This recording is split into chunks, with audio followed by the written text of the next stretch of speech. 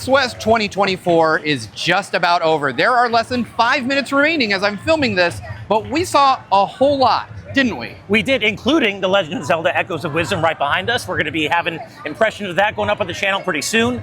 More impressions, I should say. And we played so many cool indie games here that we can't wait to show you later in this video.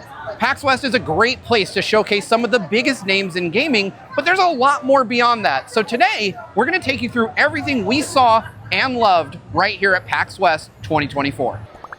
We're here at the NIS booth where both Daniel and I played a bunch of games. That's right. I've been playing the first time ever, Ys 10. I've never actually played this series before, so they were able to introduce to me what was new about this. Apparently it's following the second game, actually. You don't need to play these games in order, and I've been really enjoying the action RPG qualities of this. Playing as a pair is really interesting. And I think being able to like play off of that and with constantly varying playstyles is going to be super interesting. I really want to get into this once it comes out. Yeah, I watched this one. I ended up playing Phantom Brave on the Switch, which is coming out at some point, but it is another Phantom Brave game. If you're familiar with them, they're really great. They have a unique mechanic in which, rather than just calling out units, you confine them to objects that are around the battlefield. So I turned flowers into soldiers, I turned weapons into new people, and it was a really unique take on the tactics RPG genre. But you played one other game. I played Renatus. That is a very interesting title that I took a look at for the first time here today. That game is going to have a collab with Neo The World Ends With You. Right. Which, if you all know, I love The World Ends With You, so I definitely need to get in on top of this. The developers here, the creators of this specifically, are very inspired by Square Enix games like Kingdom Hearts, Final Fantasy 14, 15, and others. Like, the composer is going to be Yoko Shimomura, which I didn't realize until now. It's really interesting. There's like a urban setting that flip-flops between that and the like a really like foresty setting, or different settings altogether. And I'm really interested to see what this is like once it comes out. So. Yeah, so stay tuned to the channel. We'll have much more on all three of these games when we get closer to release. Hey everybody, Ash here, the PAX West 2024 show floor. Checking out Power Rangers Rita's Rewind. Now this was obviously announced during Summer Game Fest.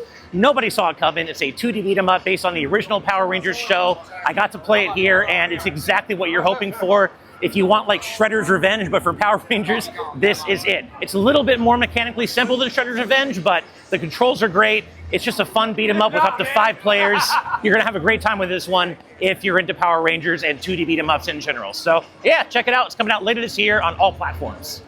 This is the Panic booth, and I'm here for obvious reasons. They have a ginormous Playdate, which is super cool. If you're not familiar with the Playdate, I did a review on the channel. It's basically kind of a combination between a toy and a handheld gaming system. But they also publish games, and they've made some of our favorites, from Untitled Goose Game to the recently released Thank Goodness You're Here. I really just wanted to highlight the booth, not just because of this, but because of all the cool games inside. They have Hurdling, which is coming up next year, and I'm super excited to check out, or actually I believe it's coming this year. But either way, Panic makes good stuff. You should know more about them. Their booth at PAX is really neat. I just played 10 minutes of Infinity Nikki right here, and this game, everyone, I told you I had words about this game. This game, it's Genshin. This is Genshin Impact. If you look at the UI, if you look at how the characters work, I have some footage of it too. If you just watch how this game is organized, it's basically Genshin Impact. So I'm guessing they didn't really want to tell you that at first. You get like 4-star dresses, 5-star dresses. You get different abilities depending on like what dress you're wearing. There's a lot to say about this, but I mean, it sounds great. The music is wonderful. Otherwise, yeah, I got some words for it later on, so stay tuned for that. So Daniel, I think it goes without saying that this ended up being our favorite booth at all of PAX West. And I know you're writing that comment that I don't want you to write right now, but we genuinely had fun here, didn't we? We spent like every single day coming to this booth at least once to either participate in the photo booths, merchandise, and playing the game itself here. And yeah, it's such a fully thought out booth. It's incredible. Yeah, so they actually gamified the entire booth. The concept of daily missions was something that you could do here, and to earn real world money to exchange for real world items. It was like playing the game, and I don't think I've ever experienced a booth quite like that. Yeah, we were earning real Denny's every single day, getting acrylics, just lining up super early. This was like the most packed booth I saw probably on the entire show floor this year. Yeah, it's weird to think that they were able to attract such a huge crowd for such a new game. But really, I mean, I had a lot of fun here. I came here every day. I didn't expect to. I didn't necessarily want to at the beginning, but I also wanted all the cool stuff. So yeah, I have to say this was probably the place I spent the most time during PAX. Yeah, these are like my new best friends now, basically. Yeah. Anyway, see ya. Have a good one. I finally got my first chance to play Dragon Ball Sparking Zero here. Be jealous, Brandon, because this game is everything I hoped for from the revival of the Budokai series. It is amazing. They had every character they've announced so far on the roster available. I was surprised not to see the fusion system implemented in the demo I played, but I was able to play as Goku, Vegeta, Boo, you name it, and I was able to use transformations. I went from normal to Super Saiyan 1 to Super Saiyan God to Super Saiyan Blue. It was sick, and I don't have footage to justify it, but I had an amazing time. This game is going to be absolutely crazy when it comes out. Behind me is Yars Rising, which is a reboot of sorts of the old arcade game Yars Revenge. You wouldn't think they'd bring it back all these years later, but they are. Now, full disclosure, my buddy Jane Fontana is directing this game, so I have a bit of a personal stake in it, but what I've played is awesome. It's a great platformer, a bit of a Metroidvania style. You can check out trailers and you'll see it's got a really cool anime, super colorful aesthetic. The controls are great, the boss fights are super fun. So yeah, if you're in the market for a game like that, definitely check out Yars Rising, coming from Way Forward, I think later this year, for all platforms. All right, the most unique game I've played at PAX West 2024 has to be Pizza Bandit. It is a mix of Gears of War and Overcooked, and that is every bit as cool and crazy as it sounds. You play in a squad of 4 players. It supports online. It comes out in 2025.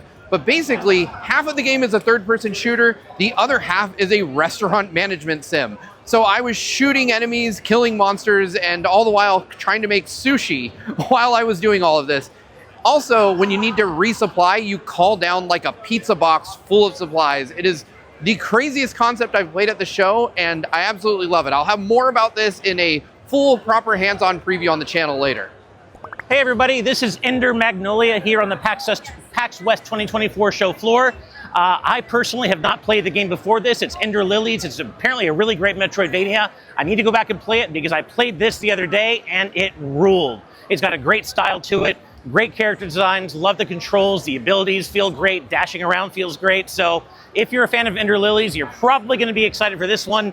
And speaking as a newcomer, I really enjoyed it, and I love Metroidvanias. My bar for them is pretty high, and I really enjoy what I played of Ender Magnolia. So definitely keep an eye out for this. It's already been announced for consoles, including Switch, so keep an eye out for it.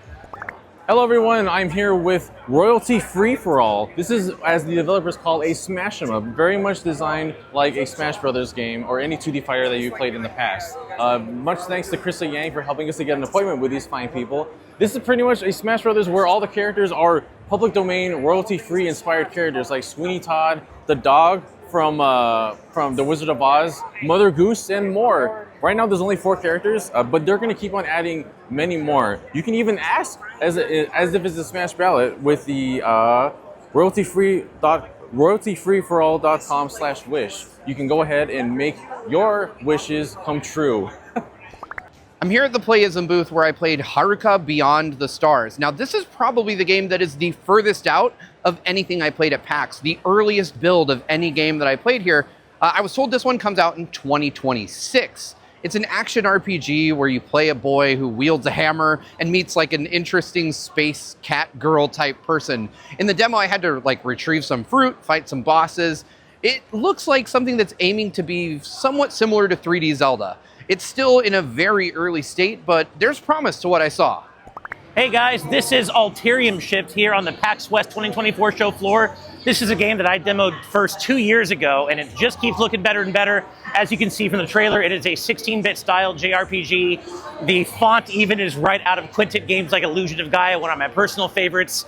And yeah, it plays exactly how you love all your old 16-bit RPGs to play. That's what they're going for. I played the new demo. They're delivering. So if you're in the market for that kind of game, do not miss Alterium Shift. It's going to come to Steam pretty soon, but also consoles eventually. Just don't know when yet. This behind me is Earthion. It's a brand new Sega Genesis game made by Yuzo Koshiro, one of the minds behind Streets of Rage. If you know him, you know he's one of the best composers in the game. This is an incredible demo. If you like R-Type, if you like shooting games, shmups, this is absolutely for you. It actually is launching on the Sega Genesis sometime next year. Got to check it out. The first level is insanely great, and it does stuff I didn't even know the Genesis was capable of.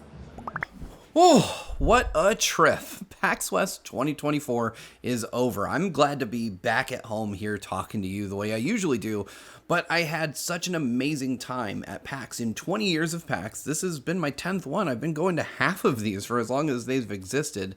We found a ton of games that we enjoyed. Between myself, Ash, and Daniel, there was something for all of us. And if Brandon had been here, I'm sure we'd be gushing about Monster Hunter in this video as well, though we did play that at Gamescom very recently. But I want to hear from you. What was your favorite game of PAX West 2024? Whether you saw it online or whether you were at the show in person, let me know down in the comments below. And thank you all so much for watching our coverage from shows like these. It means the world to me personally, as well as the rest of the team. That's why we go to these shows, so that we can share our enthusiasm about what's coming next in gaming with you. With that in mind, thank you all so much for watching. I've got a ton more to talk about PAX, whether it's stuff that I couldn't talk about yet because of embargoes or restrictions, but there is more coverage coming. So keep an eye on GVG for all things PAX West, as well as any other shows that we get to go to. Thank you guys so much for watching, and I'll see you next time.